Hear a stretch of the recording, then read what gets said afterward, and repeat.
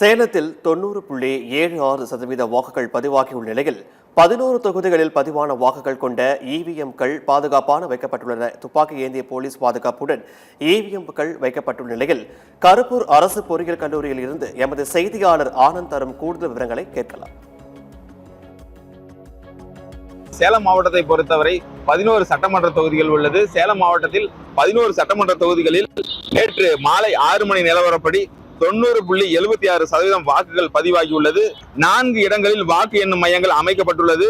கெங்கவல்லி மற்றும் ஆத்தூர் சட்டமன்ற தொகுதிகளுக்கு உட்பட்ட 2 சட்டமன்ற தொகுதிகளை அதாவது தலைவாசல் பகுதியில் உள்ள வாக்கு எண்ணும் மையத்திலும், அதே போல ஏற்காடு, சேலம் தெற்கு, வீரபாண்டி, அதே போல ஓமலூர் ஆகிய 4 சட்டமன்ற தொகுதிகள் தற்பொழுது நாம் நின்று கொண்டிருக்கும் கருப்பூர் அரசு பொறியியல் கல்லூரியில் எண்ணுவதற்கான ஏற்பாடுகளும் செய்யப்பட்டுள்ளது. அதே போல எடப்பாடி, சங்ககிரி ஆகிய 2 சட்டமன்ற தொகுதிகள் சங்ககிரி பகுதியில் உள்ள தனியார் கல்லூரியிலும், அதே போல ஏற்காடு, கெங்கவல்லி உள்ளிட்ட 4 இடங்களில் வாக்கு எண்ணுவதற்கான மையங்கள் ஏற்பாடு செய்யப்பட்டுள்ளது.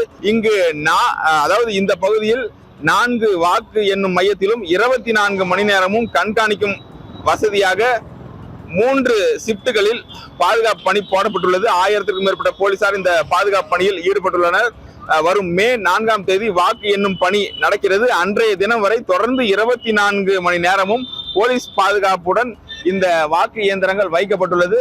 தொடர்ந்து இந்த அரசு பொறியியல் கல்லூரியில் தற்பொழுது 3 அடுக்கு பாதுகாப்பு போடப்பட்டுள்ளது. ஒவ்வொரு பகுதியிலுமே தற்பொழுது பலத்த போலீஸ் பாதுகாப்பு போடப்பட்டு, அதாவது அனுமதியின்றி யாரும் உள்ளே செல்லக்கூடாது. அப்படி செல்பவர்கள் கடுமையான சோதனைக்கு பிறகும், அதே போல அடையாள அட்டை வைத்திருப்பவர்கள் மட்டுமே இந்த பகுதியில் அனுமதிக்கப்பட்டு வருகின்றனர்.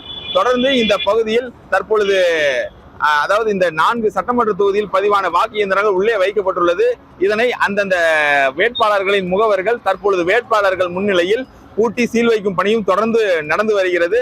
இந்த அரசு பொறியியல் கல்லூரி முழுவதும் தற்பொழுது காவல்துறை மற்றும் துணை ராணுவத்தின் கட்டுப்பாட்டில் வந்துள்ளது. பலத்த போலீஸ் பாதுகாப்புடன் 3 அடுக்கு பாதுகாப்பும் போடப்பட்டுள்ளது.